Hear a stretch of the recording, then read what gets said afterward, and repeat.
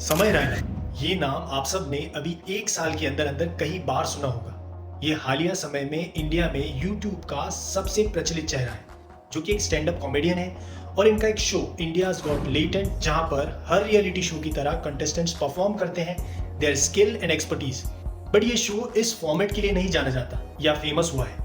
ये show famous हुआ है रोस्टिंग, गाली गलोच, वो भी एक्सट्रीम लेवल्स तक, जिसको आजकल डार्क ह्यूमर का नाम दिया जाता है। इस शो के जजेस पैनल में मोस्टली 5 लोग होते हैं और वो आपस में एक दूसरे को रोस्ट करने की कोशिश करते हैं। आर्ग्यूमेंट जीतने के पॉइंट ऑफ व्यू से किसी भी हद तक एक दूसरे को गालियां देने से भी नहीं हिचकिचाते हैं। कौन कहता है हमारा संविधान खतरे में है?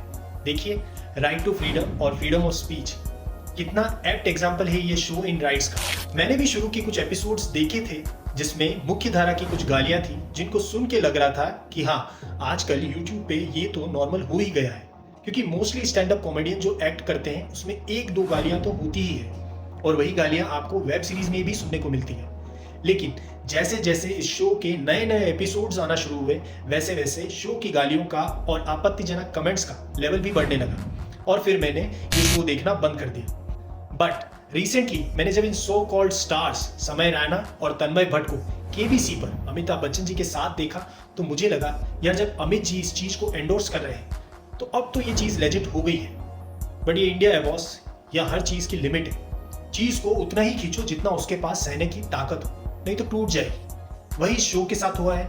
टेंशन तो बिल्ड हो ही रहा था, और उसी के साथ द रणवीर अलाहाबादिया, जो कि इंडियन यूट्यूब इंडस्ट्री के एक बड़े नामचीन पॉडकास्ट स्पेशलिस्ट हैं, उनके एक विशियसली डेरोगेटरी क्वेश्चन जो कि उन्होंने एक कंटेस्टेंट से पूछा, उस पे नेशन वाइड रोर हो गया है। बट स्वैग और कूल बनने के चक्कर में बेचारे रणवीर अलाहाबादिया भावनाओं में बह गए। वैसे तो ये भाई साहब स्पिरिचुअलिटी और अपने ब्रह्मांड ज्ञान के लिए फेमस हैं, पर इस शो में इन्होंने अपनी खोखली कूल पर्सनैलिटी को दिखाने के चक्कर में अपने सक्सेस को पतन की तरफ मोड़ दिया है। सोशल मीडिया पे गालियों के कंटेंट का चलना आजकल बहुत आम हो गया है। हजारों एग्जांपल्स हैं जिनका कंटेंट दूर दूर तक कोई सेंस नहीं बनाता है, बट हाँ, उस कंटेंट में किसी को सही पॉइंट पे गाली देने से और उसके रिएक्शन को देख के हमें हंसी आ जाती है, और लोग उसको हीरोइज्म समझ के अंधाधुंध फॉलो करने लग जाते हैं। अब आप सब सोच रहे होंगे कि इससे हमको क्या प्रॉब्लम हो सकती है। तो जी, इसको समझने के लिए आप बस ये देखिए कि जो इंडिया का लो और लोअर मिडिल क्लास तबका है, वो इन सोशल मीडिया इन्फ्लुएंसर, जिनकी फेम बहुत ही शॉर्ट टर्म के लिए होती है, उनको देखकर या कहें उनकी कमाई को देखकर अपने बच्चों को भी लिवरेज दे देते हैं ऑन स्क्रीन इस तरह की गाली गलौज करने की, जो कि सोसाइटी में यंग जनरेशन के लिए सही एग्जाम्पल नहीं है। तो बात इतनी है कि अपनी सीमा को समझिए। फेम और मनी गेम के लिए कुछ भी बोलना या करना इज नॉट राइट। एंटरटेनमेंट करने के और दूसरे भी बहुत तरीके हैं। थोड़ा मेहनत करिए, प्रॉपर स्क्रिप्ट और कंटेंट बनाइए। और हाँ, एक महत्वपूर्ण बात, कभी भी आप कुछ भी करते हो तो ये सोच समझ के करिए कि कल अगर आपके बच्चे उस कंटेंट को देखेंगे तो क्या वो प्राउड फील करेंगे। तो जी, एट लास्ट मैं ये नहीं चाहता या सोचता हूँ कि किसी की बड़ी मेहनत से कमाई हुई फेम या सक्सेस यूं एक कमेंट करने से खत्म हो जाए। समय रैना एक इंटेलिजेंट और इम्प्रॉम्प्टू कॉमेडियन है, बट इस बात का आप इतना भी लेवरेज मत लो कि आपके प्रति लोगों का जो प्यार है वो हेट्रेड में बदलने लगे।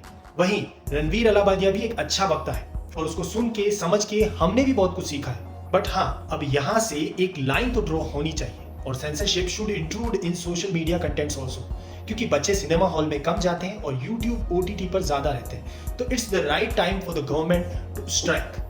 That's it. जय हिंद, जय भारत।